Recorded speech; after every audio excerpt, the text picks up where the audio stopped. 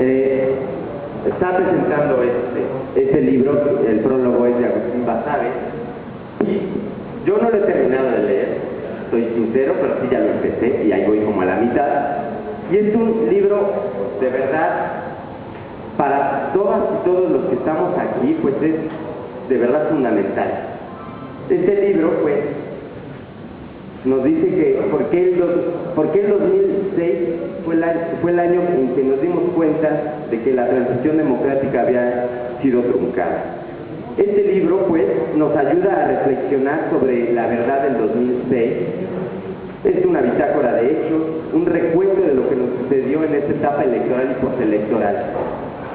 Igual como dice Agustín Basabe, esta tesis aporta desde la objetividad, desde el rigor en la investigación, elementos que nos permiten seguir comprendiendo la desesperanza que reina en nuestra sociedad, pero que también, por lo mismo, nos clarifica y nos devuelve esa esperanza que todos y todas necesitamos, ¿no? Nos habla un poco de la historia también también desde los conceptos de qué es una transición, ¿no? En cómo han devenido desde los colapsos de los regímenes autoritarios a otros regímenes aceptados, pero que no necesariamente son democráticos, ¿no? Y que también tiene mucho que ver con la actualidad, con lo que estamos o con lo que se vivió, por ejemplo, en el Medio Oriente, donde terminaron los regímenes autoritarios, pero los que hoy en día están instalados pues, tampoco representan la democracia como tal. Pues Alejandro nos mete en esta discusión acertada del tipo de democracia que se maneja en nuestro país, atendiendo las mismas discusiones que se han generado pues, en otras latitudes. Nos habla de esta democracia selectiva, de la democracia restrictiva, de la democracia incompleta, de la democracia de fachada. Este libro, pues, esta tesis, va más allá, obvio, de lo panfletario, después de que hemos visto varios libros salir, varias tesis salir, varios panfletos salir desde lo que sucedió en julio del 2006, ¿no? Hemos visto una infinidad de autores, aquí hace referencia a algunos y son parte de la bibliografía que nos trae este libro. Y este libro pues sí va desde la objetividad, porque además es una tesis con un rigor científico, desde el científico social que es Alejandro, y que entonces escudriña todas las posiciones desde la derecha hasta la izquierda para entender lo que sucedió en el 2006 y cómo hemos venido también además avanzando con todos estos errores y aciertos que desde la izquierda tuvimos, ¿no? Es un libro de verdad hasta donde, por ejemplo, yo lo he leído, que me ha permitido entender también la posición de la derecha, lo que hizo, lo que dejó de hacer, y que a partir de esto, la izquierda, como también dice Alejandro, si queremos ganar debemos aprender de nuestros errores, y yo diría también de nuestros aciertos que tuvimos, ¿no? Entonces, el 2006, la transición interrumpida, nos da una base, nos da ese marco conceptual para entender en dónde estábamos o dónde estamos parados hoy para entender la democracia. ¿Por qué hablar de democracia? ¿De qué tipo de democracia hablamos? ¿De qué tipo de democracia concebimos? ¿Qué tipo de democracia teníamos en el 2006? ¿No? ¿Por qué no se permitió la llegada de otra opción democrática al poder en el 2006? ¿Quién le impidió también eso? Aunque aquí ya muchos y muchas saben quiénes son estos factores o quiénes fueron estos grupos que impidieron y hicieron todo lo posible para impedir el ascenso al poder de la izquierda. Insisto, como dice Alejandro, para la izquierda es imprescindible reflexionar sobre lo que ocurrió en el 2006, aprender de los errores para aspirar a ganar las elecciones. Pues este libro, ojalá que todos y todas tuvieran acceso a él, hoy también estará a la venta en 100 pesos, ojalá que lo puedan tener, vamos a ver si compramos uno en el círculo y lo rifamos al final, bueno, va a haber un regalo también, entonces, y que quien lo lea pues lo role. Este libro de verdad es importantísimo que lo tengamos como base sobre todo desde la resistencia civil pacífica, desde los grupos que hemos pertenecido a la resistencia, no solo desde el 2006, sino desde el intento de desafuero en el 2004. Y obviamente para todas y todos aquellos que queremos comprender y luchar ahora para acceder al poder en el 2012 con la única opción de izquierda que tiene este país, que es la que representa Morena y el licenciado Andrés Manuel López Obrador. Entonces, le voy a dar la palabra a nuestro invitado de lujo, que es Alejandro Encinas Nájera, para que nos hable más de este magnífico libro, de esta magnífica obra que tendrá que ser parte de nuestra biblioteca. ¿Sale?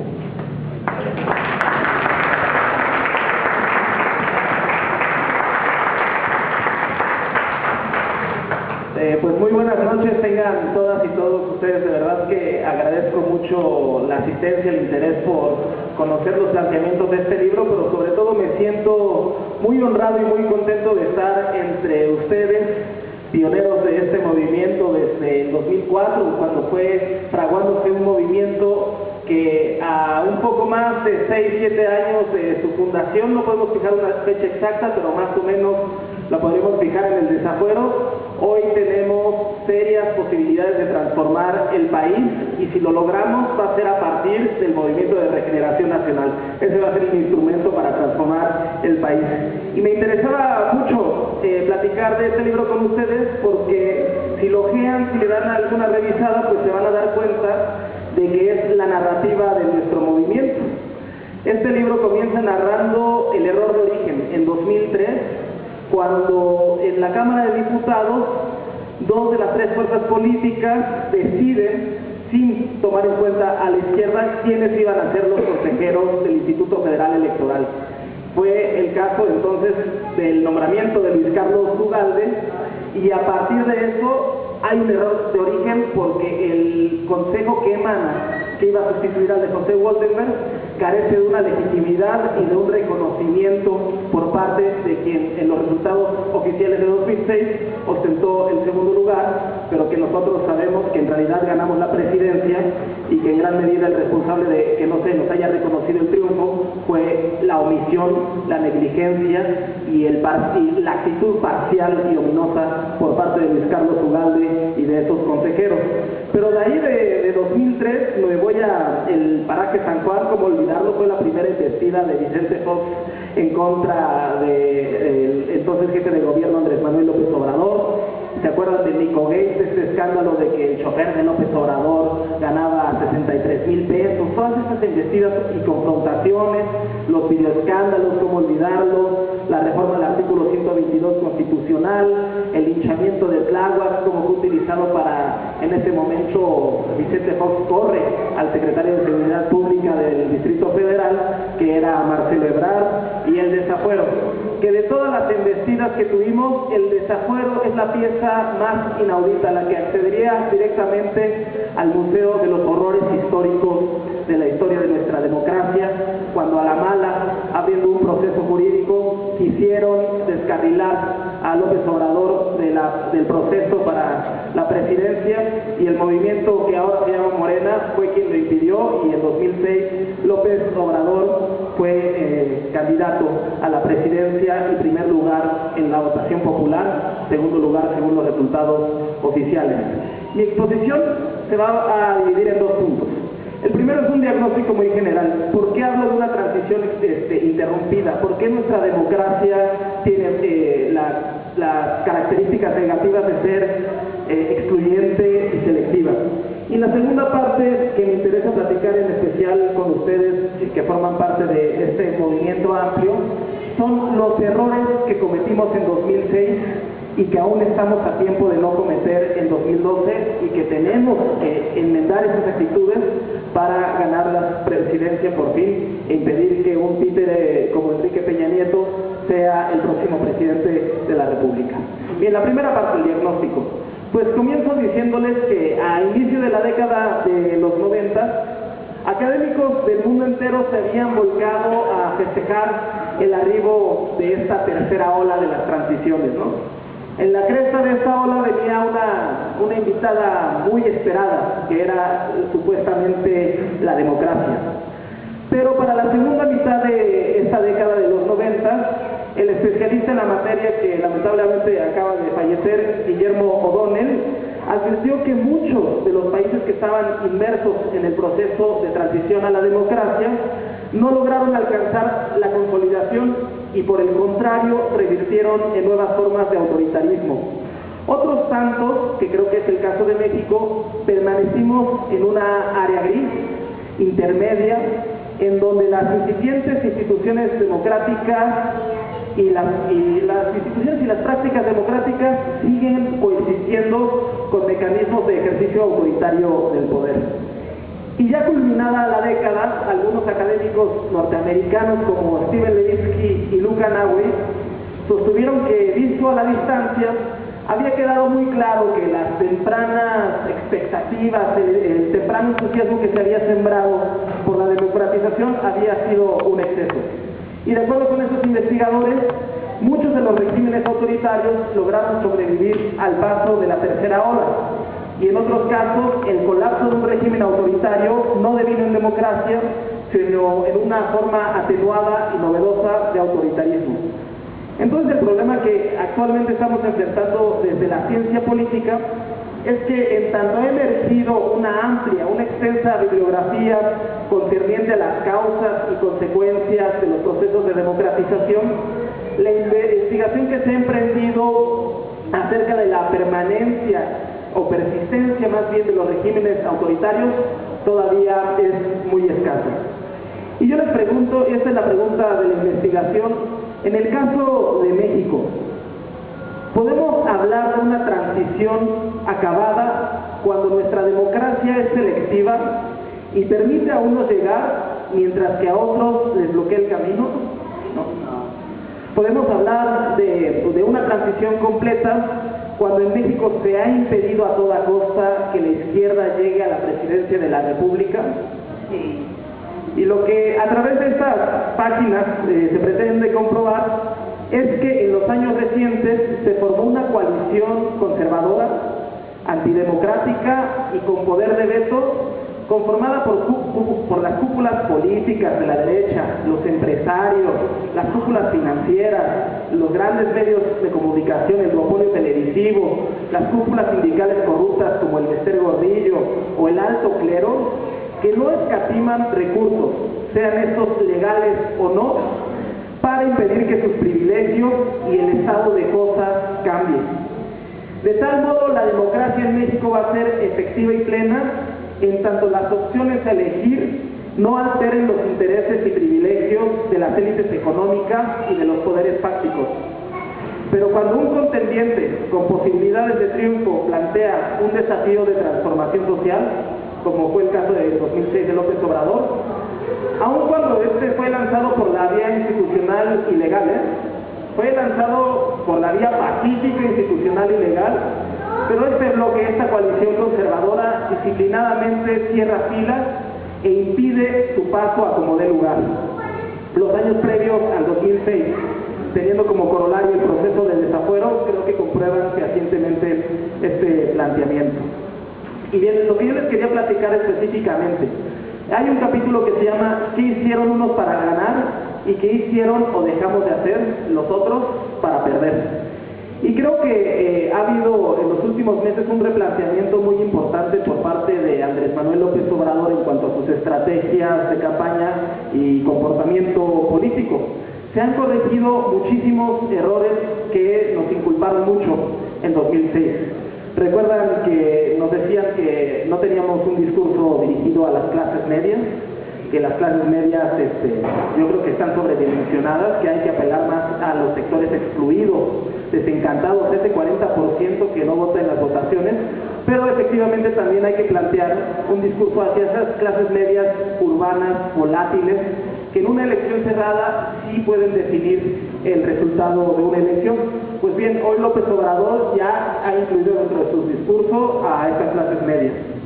También se nos criticó mucho que habíamos entrado en una confrontación con los empresarios. Y hay que decir que los empresarios más poderosos del país pues son una minoría, y valga la redundancia, una minoría muy minoritaria. Pero en las características que tiene nuestro régimen y con el poder económico que detentan, tienen capacidad de veto, es decir, de impedir que una opción de izquierda llegue al poder, como lo han comprobado en 88 y en 2006. Bueno, pues ahora con este discurso de Andrés Manuel López Obrador de reconciliación nacional, también se está incluyendo a estas clases empresariales. Tan es así que Turner, uno de los empresarios más conocidos, más renombrados en la clase empresarial de Monterrey, esta clase que financió los spots del Consejo Coordinador Empresarial, la campaña de miedo del 2006, pues ya vieron cómo Felipe Calderón les quedó muy mal, ya no pueden salir a la calle en Monterrey. Hay bloqueos, narcobloqueos en las calles, hay incendios, hay asesinatos. Evidentemente Felipe Calderón no estuvo a la medida de sus exigencias y agravó, incluso para ellos que hacen negocios, las condiciones para hacerlo. Ha bajado muchísimo la economía y se están dando cuenta que solo a través de la izquierda, incrementando el poder adquisitivo de las personas, incentivando el mercado interno, fomentando la economía nacional, es que puede haber crecimiento económico y por tanto ahí sale ganando todo el país en lo general. Y un tercer punto muy importante, esto que comentaste, Juanjo, lo de la República Amorosa. A mí me parece una sensacional idea, no solo por el componente moral y ético que tiene, sino también porque con este discurso de la República Amorosa estamos neutralizando toda esa campaña de miedo, esa millonaria campaña de miedo que hubo en 2006, cuyo eje central era la frase López Obrador, un peligro para México. Pues ya con esto se neutraliza, porque evidentemente López Obrador no es esa persona violenta, ricosa, que les iba a quitar la casa, que se iba a perpetuar en el poder, que iba a ejercer un mando dictatorial. Al contrario, lo que nosotros estamos pregonando es justicia. No nos llama la venganza, no nos llama el rencor, lo que nos llama es la justicia, y que todos tengan derechos y una distribución justa en las cargas y responsabilidades del país. Y otra cosa que hay que analizar es que, cuando menos en mi opinión, tras 2006, López Obrador ya se volvió prácticamente inmune a todas estas campañas de descalificación y negativa. Fíjense, le hurgaron tanto durante tantos años y ya han dicho tantas cosas de él, que pues cualquier cosa que le vuelvan a sacar ya en 2012 va a ser completamente reiterativa. El impacto ya se ejerció y que hay que reconocer que resultó muy nocivo, nos dañó muchísimo en las campañas. Pero ya tenemos un umbral, un techo mínimo de militancia, de votantes duros, y con eso podemos ahora sí plantear una opción de cambio. En cambio, Peña Nieto ya llegó a su tope, ¿no? Ya no va a crecer más, y lo que ellos van a querer hacer es administrar el descenso, la caída. Ahorita supuestamente las encuestas de Mitofsky, que vaya usted a creerles, nos dan 20 puntos de diferencia. Pues yo lo pondría muy en entredicho, Lo que se respira en las calles, el movimiento cada día va creciendo mucho más, hay muchos intereses confabulados en torno a Peña Nieto, muchos intereses de verdad económicos, o sea, la preservación de este estado de cosas depende de que Enrique Peña Nieto llegue a la presidencia. Y entonces eso va a ser, le van a costar todo. Nos vamos a enfrentar a lo peor de lo peor. ¿Se acuerdan de las elecciones en el Estado de México? Pues eso fue el laboratorio, la antesala, el botón de muestra de lo que va a ser 2012, ¿no? El expendio brutal de recursos, la corporativización del voto, la movilización, el chantaje, la cooptación, la violencia, incluso la intimidación, incluso a gente de nuestro movimiento que van a querer quitarle la credencial, que van a decir no salgas el día de la votación. Ahora Calderón diciendo que el narcotráfico está implicado en las elecciones. Y entonces, ¿qué aspira entonces? ¿A que se cancelen las elecciones? Yo creo que lo importante para esta situación es hacer crecer nuestro movimiento, una insurgencia electoral y pacífica que impidan todas estas tentaciones autoritarias de cancelar las elecciones, pero también esta restauración autoritaria que pretende el Partido Revolucionario Institucional. El otro gran cambio de López Obrador, la disposición a debatir. Recuerden cuánto nos recriminaron que nuestro candidato no fue al primer debate. ¿Se acuerdan de eso, no? Que dejó la tribuna vacía. Pues hoy López Obrador está proponiendo 12 debates. Es decir, que todos estos tiempos que el IFE destina para los spots en los medios de comunicación, los cancelemos, o sea, dejemos la mercadotecnia, la venta de productos milagro y chatarra a un lado, y que ese tiempo sea utilizado para la confrontación de ideas, de proyectos, para un debate serio entre los candidatos. Evidentemente Peña Nieto ya rechazó esa alternativa y sus secuaces en el Instituto Federal Electoral también, y por razones que se antojan muy obvias, porque cuando Peña Nieto se sale del guión de telenovela, cuando Peña Nieto se sale del script de televisión, pues ya vemos la sarta de vacío y de ignorancia, el vacío, ¿no? Es como, dice un intelectual, es como un envase de producto milagro, pero sin etiqueta, que no nos dice qué contiene. Puede ser un producto caduco, puede ser un producto chatarro que genere muchos efectos secundarios. Y luego otro gran mérito que tenemos, una gran diferencia de 2006 a 2012, es que no estamos pecando de exceso de confianza. Hay que ser muy autocríticos, ¿eh? Nunca hay que caer en la autocomplacencia ni el conformismo. Muchos compañeros en 2006 ya estaban festejando el triunfo, incluso antes de obtenerlo en las urnas. Ya se sentían en la presidencia y estaban más enfocados en festejar el triunfo que en defender el voto de los mexicanos. Y ahorita hoy a lo que nos falta, ¿eh? Pero lo más importante, el gran mérito que tenemos hoy en día, nuestro gran instrumento, la gran diferencia con 2006, es que hoy contamos con una organización con la que no contábamos, ¿no? El Movimiento de Regeneración Nacional, los que estamos aquí reunidos, y el cual va a ser fundamental para la promoción y defensa del voto. Aquí estamos depositando todas nuestras expectativas de llegar a la presidencia y a partir de llegar al Estado, por fin ponerlo al servicio de las mayorías y no solo de unos cuantos. Este movimiento es el instrumento idóneo para garantizar ganar la elección, y una vez que gane la elección López Obrador, también ser una fuerza social que impulse los cambios, y que si López Obrador pone frenos, pues nosotros metemos el acelerador. Eso es lo que es el Movimiento de Regeneración Nacional. Y ahora me voy a la otra parte, los errores que se cometieron en 2006 y que seguimos cometiendo y que estamos aún a tiempo, porque todavía no inician las campañas, estamos aún a tiempo de corregir. Y yo creo que hay dos.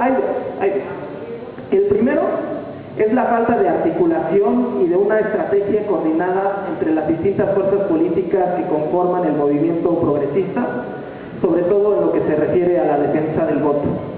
Y miren, al menos ya desde 1994, con las elecciones a gobernador en Tabasco, en las que resultó vencedor Roberto Madrazo, en medio, bueno, fue una elección de Estado más cochina, de lo más cochino que se ha visto en la historia electoral del país.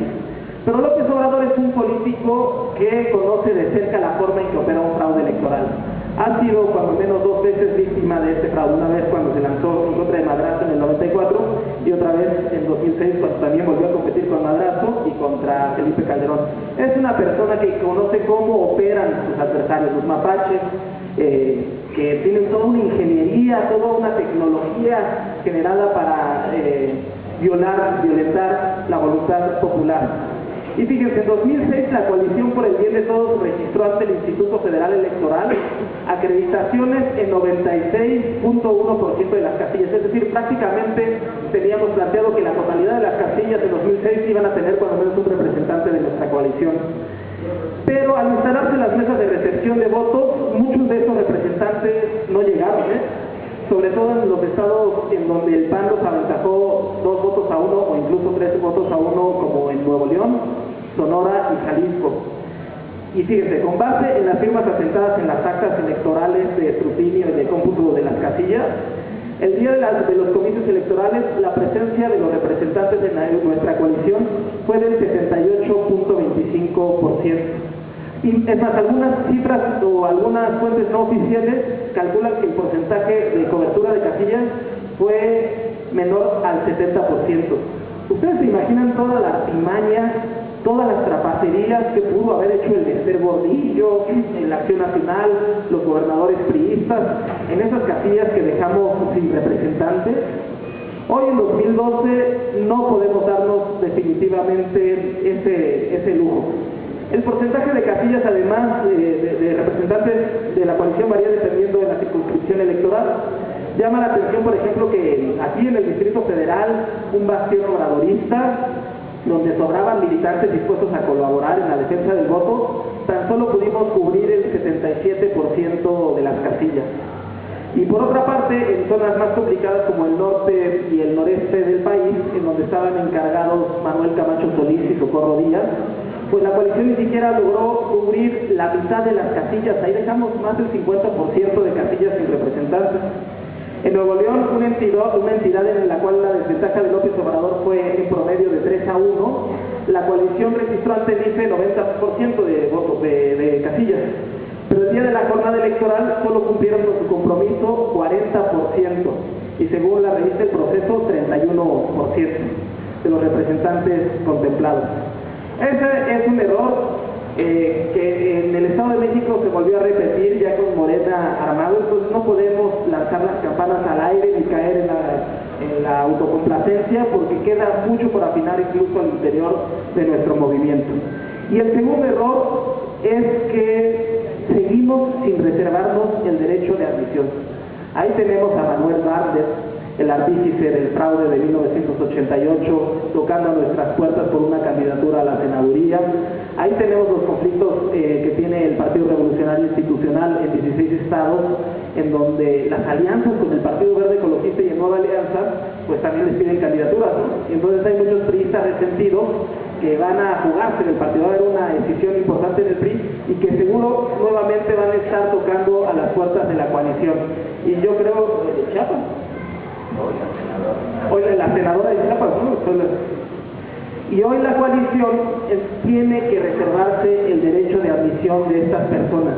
Les voy a leer la semblanza de quiénes fueron nuestros candidatos en 2006, porque en política, extrañamente, es una actividad en donde hay sumas que restan, ¿no? Hay sumas que no restan. Y ese es el caso, por ejemplo, de los políticos que se sumaron a nuestra coalición en 2006, como José Guadarrama Martínez, en Hidalgo, que durante usted ya lo dijo, durante el sexenio de Carlos Salinas, el PRD lo responsabilizó de la muerte de militantes perredistas. Y en Hidalgo es considerado por sus oponentes como uno de los mayores caciques represores en movimientos sociales, y hoy lo tenemos como nuestro representante aquí enfrente, en Xicotenca. Bueno, ya no, porque ya se murieron, pero en Reforma ya está como senador por la coalición, representando a la población de Hidalgo. ¿O qué me dicen de Arturo Núñez Jiménez? Hoy nuestro candidato a gobernador en Tabasco, cuando había muchos cuadros políticos con años de trayectoria en la izquierda que fueron relegados para que este señor, que lleva más de 37 años en la militancia priista, sea nuestro candidato. Nada más les digo un dato: fue el líder de la bancada priista cuando se aprobó el Novaproa. Yo creo que con eso queda claro quién es Arturo Núñez. Víctor Anchondo Paredes, candidato al Senado por Chihuahua hasta 2006, había militado toda su vida en el PRI. Alfonso Durazo inició su carrera en el PRI como secretario particular de Luis Donaldo Colosio. Con la alternancia, ¿no? La moda de la alternancia, y ahora todos somos democráticos, bueno, se fue de secretario particular con Vicente Fox. Y en 2006 se presentó como candidato al Senado por mayoría relativa en Sonora por nuestra coalición. Pues ya justo la colección de todas las membresías partidistas que están disponibles hasta este momento en México. Víctor Manuel Granadilla, candidato al Senado por la CDC. Este político de Sinaloa era de los más fervientes defensores de Roberto Madrazo, hasta que no le dieron la candidatura y se vino con nosotros.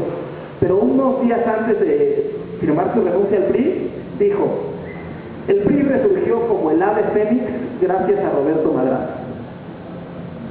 Roberto Vega Galina, ¿lo recuerdan?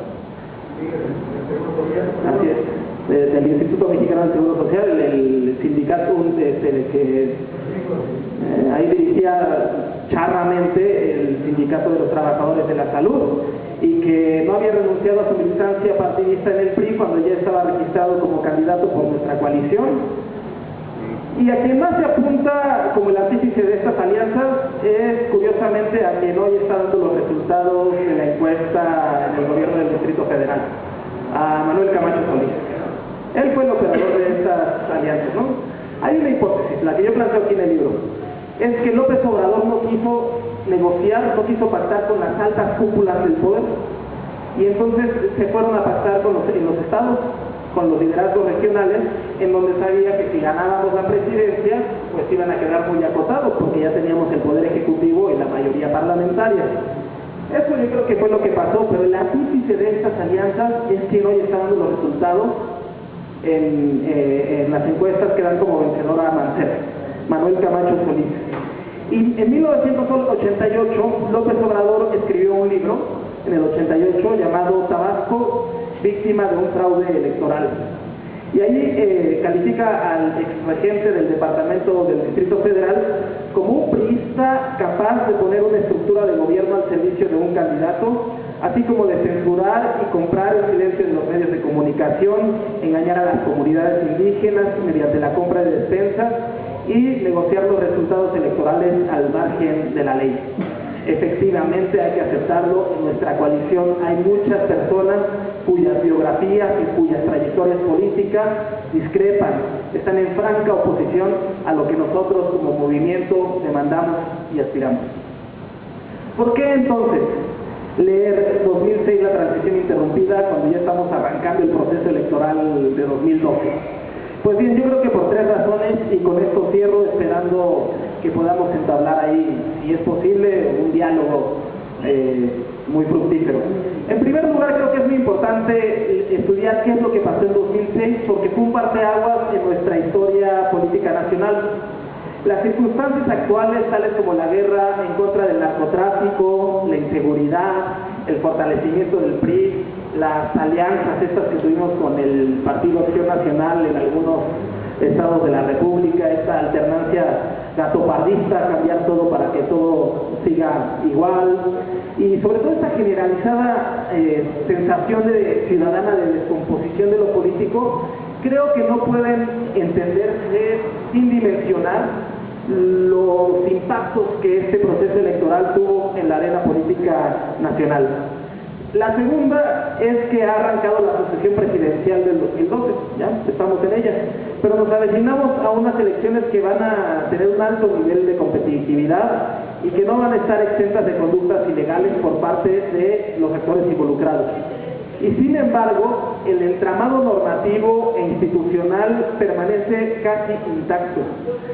Si bien la última reforma electoral, consecuencia de las elecciones de 2006, tuvo aportaciones importantes como impedir la contratación de tiempo aire por parte de los partidos, también generó muchos retrocesos como los candados a las coaliciones o la disminución de los tiempos de campaña, lo cual favorece mucho a los partidos con mayor poder financiero y con mayor capacidad de negociación con las televisoras, porque en 3 meses no podemos recorrer todo el país, el candidato no puede recorrer un país de estas magnitudes, y en cambio Peña Nieto iba a poder tener un acceso preferencial a los medios de comunicación, en donde hoy se está dirimiendo la preferencia de los votos. Aunado a ello, la mayoría de los titulares del Instituto Federal Electoral y del Tribunal Electoral del Poder Judicial de la Federación siguen adoleciendo del mismo mal que sus antecesores. No deben su cargo a un mérito, a una trayectoria, a un conocimiento profundo de la materia electoral, sino que fueron impuestos por un sistema de cuotas por parte de grupos políticos. Estos titulares encargados de arbitrar y de organizar las elecciones son prácticamente empleados, o son prácticamente, le deben su cargo, para no irnos en un término tan exagerado, pero le deben su cargo político a los partidos que van a estar contendiendo en las elecciones. Entonces mi conclusión es que de manera dolosa, es decir, de manera intencionada, en el sistema electoral mexicano prevalecen averías y flancos vulnerables que bajo un contexto de alta competitividad como el que se avecina, pues podría abonar aún más en el descrédito ciudadano hacia la vía democrática. Y el tercer punto, y con esto cierro, ¿por qué hay que estudiar 2006? Y creo que en esto se centró la exposición, y ya lo había citado Juanjo, porque para la izquierda es imprescindible reflexionar sobre lo que ocurrió en 2006, pues si aspira a ganar las elecciones y gobernar el país, tiene que aprender de los errores cometidos en el pasado. Pues yo le agradezco muchísimo a Juan José Sánchez, la invitación a este foro, y espero que podamos tener una charla, o me gustaría mucho conocer sus impresiones, y les agradezco mucho su atención. Muchas gracias.